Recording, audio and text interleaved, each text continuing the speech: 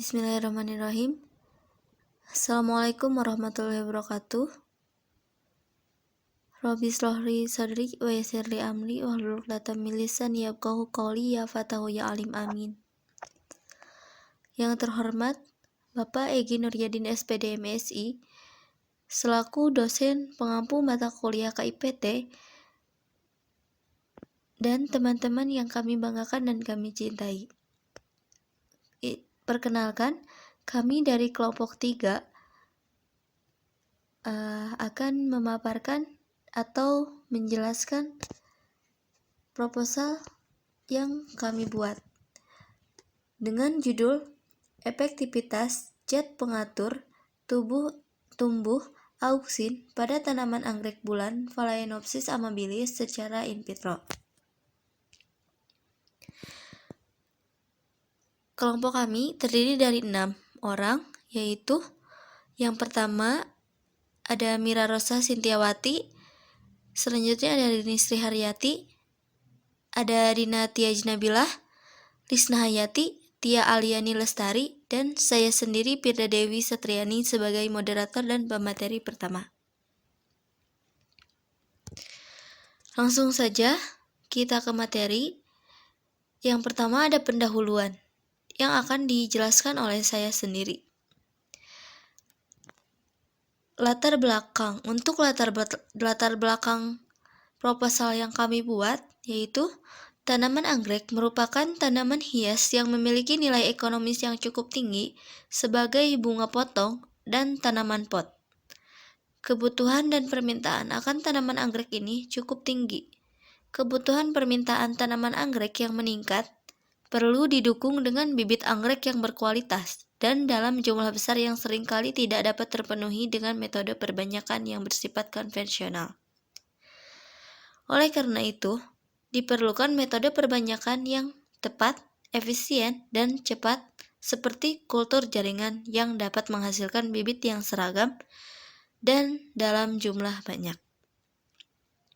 Selain metode perbanyakan kultur jaringan atau in vitro, juga terdapat zat pengatur tumbuh auksin yang diharapkan dapat mendukung perbanyakan tanaman anggrek, khususnya anggrek bulan. Menurut Taji et al. Tahun 2006, auksin memiliki berbagai peranan yang berbeda dalam pertumbuhan dan perkembangan tanaman. Nah, senyawa ini merangsang pertumbuhan dan pemanjangan sel, pembelahan sel, terutama sekali pada pembentukan halus dan pembentukan akar adventif. Untuk materi yang selanjutnya, saya persilakan kepada Mira Rosa Sintiawati. Kepadanya saya persilakan. Selanjutnya, saya Mira Rosa Sintiawati. Saya akan memaparkan tujuan penelitian dan juga manfaat penelitian. Yang pertama, tujuan penelitian. Berdasarkan permasalahan yang akan dikaji, maka tujuan penelitiannya adalah yang pertama, membuktikan apakah penggunaan zat pengatur tumbuh auksin pada tanaman anggrek bulan atau Phalaenopsis amabilis secara in vitro itu efektif atau tidak. Kemudian yang kedua, untuk mengetahui sejauh mana efektivitas zat pengatur tumbuh auksin pada tanaman anggrek bulan secara in vitro. Lalu yang terakhir, untuk menentukan perbandingan konsentrasi auksin yang tepat dalam mempercepat pertumbuhan anggrek bulan. Kemudian manfaat penelitian. Manfaat yang diharapkan dari penelitian ini diantaranya adalah selain mampu memberikan informasi mengenai efektivitas penggunaan zat pengatur tumbuh auksin pada tanaman anggrek bulan secara in vitro, juga semoga menjadi terobosan dan penggerak bagi minat masyarakat untuk tertarik mengembangkan kewirausahaan di bidang pembudidayaan tanaman hias, khususnya pada tanaman anggrek itu sendiri. Karena sesuai dengan apa yang telah disampaikan pada latar belakang, bahwa kebutuhan masyarakat akan tanaman hias anggrek ini dari tahun ke tahun cenderung semakin meningkat, sehingga kewirausahaan pada bidang tersebut akan cukup menjanjikan. Mungkin sekian, saya serahkan kepada pemateri berikutnya. Di sini saya akan memaparkan tempat dan waktu pelaksanaan. Nah, penelitian ini akan dilaksanakan di dalam Laboratorium Kultur Jaringan Jurusan Pendidikan Biologi Fakultas Keguruan dan Ilmu Pendidikan Universitas Siliwangi, Tasikmalaya. Waktu pelaksanaan penelitian ini yaitu fleksibel secara mata kuliah teknik kultur in vitro tumbuhan berlangsung. Adapun alat-alat yang digunakan dalam penelitian ini terdiri dari yang pertama itu timbangan analitik, yang kedua itu botol-botol atau cawan kultur, yang ketiga botol stok, yang keempat gelas ukur, yang kelima gelas kimia, yang keenam cawan petri, yang ketujuh batang pengaduk, yang kedelapan pipet tetes, yang kesembilan corong, 10 pinset, 11 spatula, 12 lampu bunsen, 13 gunting, 14 autoclave, 15 laminar airflow, kabinet, yang ke-16 labu Erlenmeyer, yang ke-17 pH meter, 18 nampan, 19 kaca pembesar, 20 kamera, 21 alat ukur, 22 alat tulis, dan alat-alat lainnya yang mungkin akan dibutuhkan nanti yang bersifat kondisional. Adapun bahan-bahan utama yang digunakan dalam penelitian ini diantaranya yang pertama eksplan dari tanaman anggrek bulan Phalaenopsis amabilis, yang kedua media MS, yang ketiga agar-agar, yang keempat zat pengatur tubuh auksin.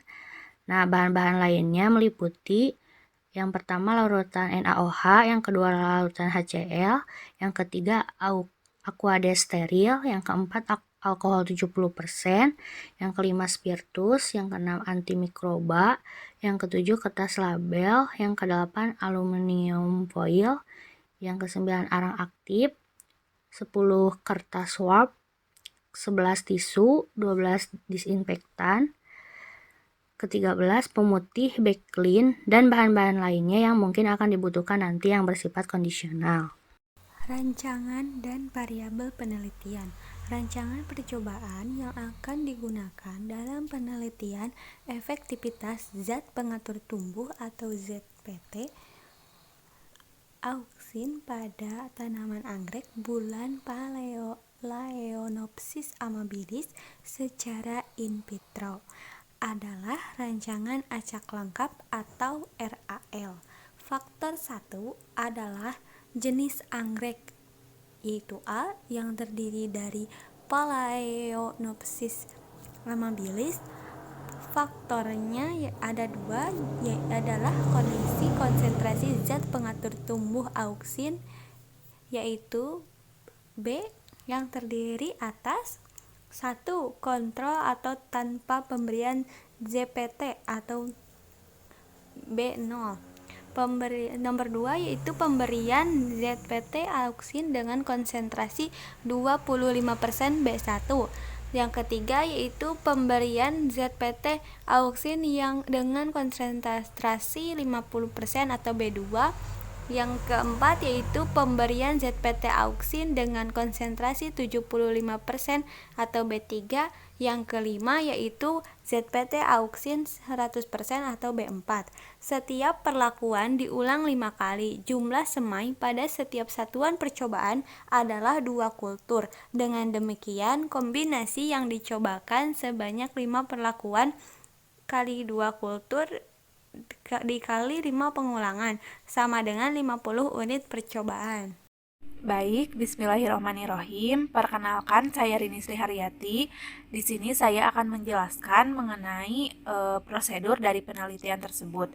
Nah, yang pertama ada sterilisasi. Nah, sebelum semua alat digunakan seperti tutup botol plastik, peralatan gelas, cawan, peralatan diseksi, pipet, dan media kultur. Peralatan yang dapat dicuci diharuskan untuk dicuci terlebih dahulu dengan menggunakan deterjen Sunlight dan larutan pemutih Baiklin. Dibilas sampai bersih dan kemudian disterilisasi dengan menggunakan mesin oven atau autoclave. Nah, semua peralatan diseksi dibungkus dengan menggunakan aluminium foil atau kertas sebelum di-autoclave. Kemudian dilakukan sterilisasi menggunakan autoclave pada suhu 121 derajat Celcius dengan tekanan 1,5 atm selama 20 menit menurut Nugroho tahun 2004. Nah, setelah itu semua alat dan bahan dimasukkan ke dalam laminar airflow yang sebelumnya sudah disemprot menggunakan alkohol 70%. Prosedur selanjutnya yaitu pembuatan media. Semua komponen yang diperlukan untuk membuat media kultur ditimbang dan dibuat larutan stoknya. Pembuatan larutan stok ini bertujuan untuk mempermudah pekerjaan dalam membuat media. Larutan stok dibuat sesuai dengan komposisi media dasar MS.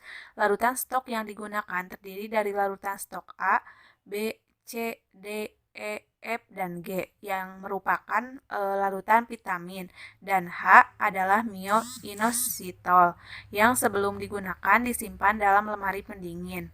Pekerjaan selanjutnya adalah menyiapkan media dasar MS dengan cara menambahkan senyawa-senyawa makro, mikro, serta komponen tambahan lainnya yang sudah disediakan dalam bentuk larutan-larutan stok A sampai H. Larutan stok, sukrosa, agar, dan zat pengatur tumbuh dituang ke dalam gelas beker dan ditambahkan zat pengatur tumbuh sesuai dengan perlakuan.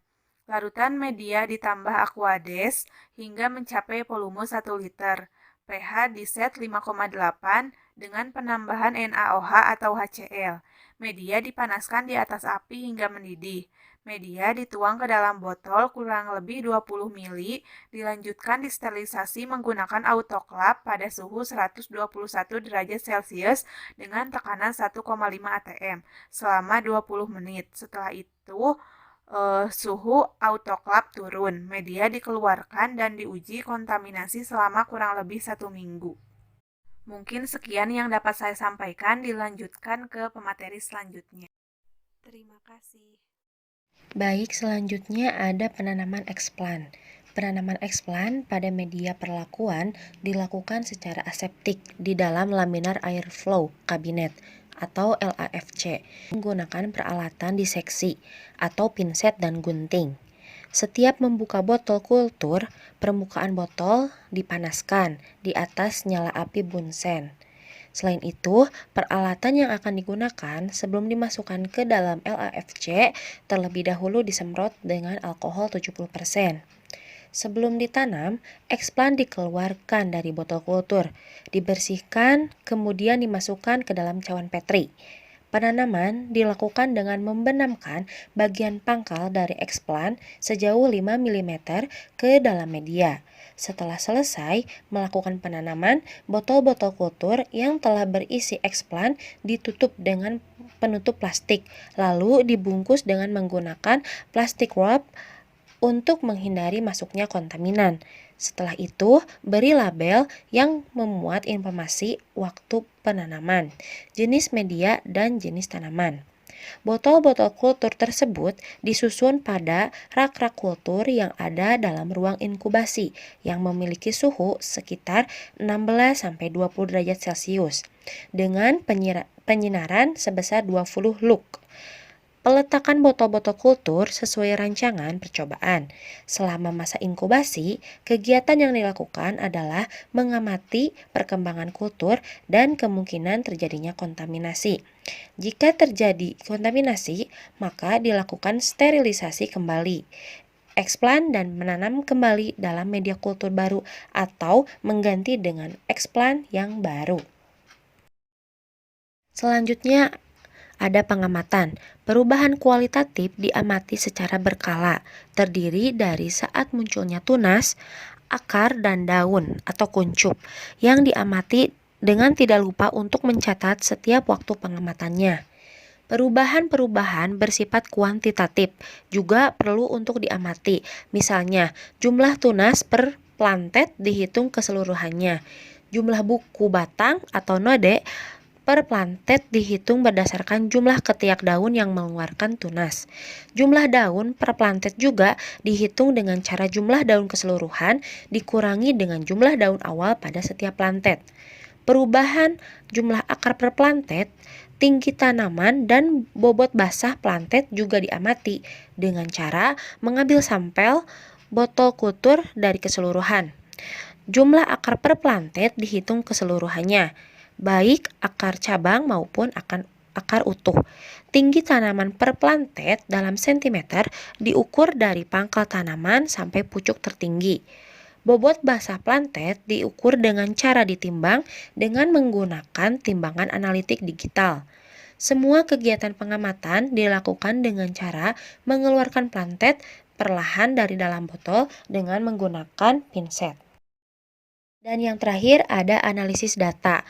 Data hasil penelitian dianalisis menggunakan Analysis of Variance atau ANOVA.